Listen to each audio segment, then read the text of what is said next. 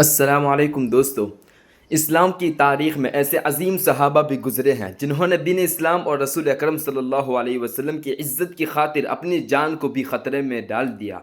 یہ ایک ایسے ہی نوجوان صحابی کا واقعہ ہے، ایک ایسا واقعہ جس میں رسول اللہ صلی اللہ علیہ وسلم کی گستاخ کو اس کے انجام تک پہنچایا گیا، اور جس کے بعد رسول اکرم صلی اللہ علیہ وسلم کی زبان مبارک سے وہ الفاظ نکلے جو ہر مومن کے دل کو خوشی سے بھر دیتے ہیں۔ آئیے سنتے ہیں حضرت عبداللہ بن عتیق رضی اللہ عنہ کا ایمان افروز واقعہ۔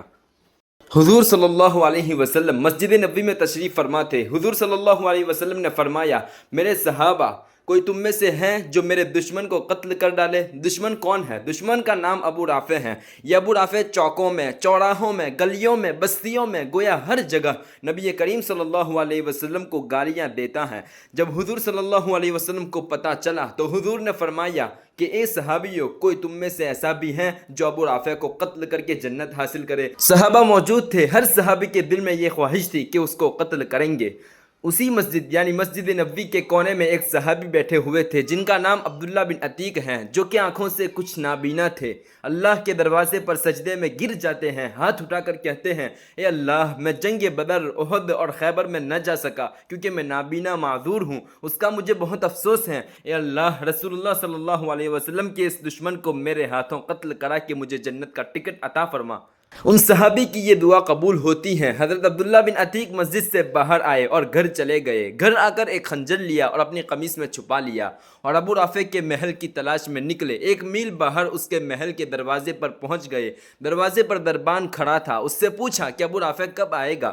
میں اس سے ملنا چاہتا ہوں۔ دربان نے دیکھا کہ یہ آنکھ سے نابینا ہے، کوئی سوالی ہوگا، ابو رافع سے سوال کرے گا۔ اس دربان نے دروازہ کھول دیا، چنانچہ عبداللہ بن عتیق اندر تشریف لے آئے اور ایک کونے میں بیٹھ گئے۔ شام ہو چکی تھی، اب تک سردار نہیں آیا تھا۔ عبداللہ بن عتیق نے دربار کے کسی شخص سے پوچھا کہ سردار کب آئے گا؟ پتہ چلا کہ رات کو آئے گا، چنانچہ سردار عشاء کے وقت آ گیا۔ عبداللہ بن عتیق نے کسی سے پوچھا سردار کہاں جا رہا ہے؟ پتہ چلا وہ اس وقت شطرنج کھیلے گا اور اس کے بعد آرام کرے گا۔ ادھر یہ صحابی رسول حضرت عبداللہ بن عتیق مکان کے بالا خانے پر چڑھ گئے جہاں سردار شطرنج کھیل رہا تھا۔ چنانچہ ابو رافع یہودی شطرنج کھیلنے کے بعد اپنے بالا خانے میں چلا گیا، وہاں جا کر آرام کرنے لگا۔ یہ صحابی آنکھوں سے نابینا تھے، اس کے دروازے پر جا کے بیٹھ گئے۔ کسی نے کہا یہ سوالی ہے، شاید یہ مانگنے والا ہے، اسی وجہ سے کسی نے کوئی توجہ نہ دی۔ آدھی رات ہو چکی تھی، اندھیرا چھا چکا تھا، دربار کے سارے لوگ سو چکے تھے۔ اس صحابی رسول عبداللہ بن عتیق نے اندازہ لگایا سردار کہاں سوتا ہے۔ جس کمرے میں سردار سوتا تھا اس کمرے کے ایک کونے میں جا کر بیٹھ گئے۔ تھوڑی دیر بعد جب خراٹوں کی آواز آئی تو اس صحابی رسول نے خنجر قمیص کے نیچے سے نکالا جہاں سے خراٹوں کی آواز آ رہی تھی، بسم اللہ پڑھا اور خنجر اس کے سینے میں پیوست کر دیا۔ ابو رافع یہودی کی ایک چیخ نکلی تو دوسرا وار کیا، پھر تیسرا وار کیا، خون بہتا ہوا ان کے قریب آ گیا۔ انہوں نے سوچا کہ اب یہ مر چکا ہے اس لیے خون بہہ رہا ہے۔ اس کو قتل کرنے کے بعد عبداللہ بن عتیق بالا خانے سے باہر آئے اور محل کی دیوار کے اوپر چڑھ کر بیٹھ گئے۔ دل میں خیال آیا کہ شاید نبی کا دشمن زندہ ہو اور یہ زندہ بچ گیا تو مجھے جنت نہیں ملے گی۔ اب یہ دیوار پر اس نیت کی وجہ سے بیٹھ گئے کہ جب تک محل سے آواز نہ آئے کہ ابو رافع قتل ہو چکا ہے اس وقت تک میں نیچے چھلانگ نہیں لگاؤں گا۔ آدھی رات کا وقت ہے، ایک آدمی نے تہجد کے وقت اعلان کیا، اوئے لوگو، ہمارا سردار ابو رافع قتل ہو چکا ہے۔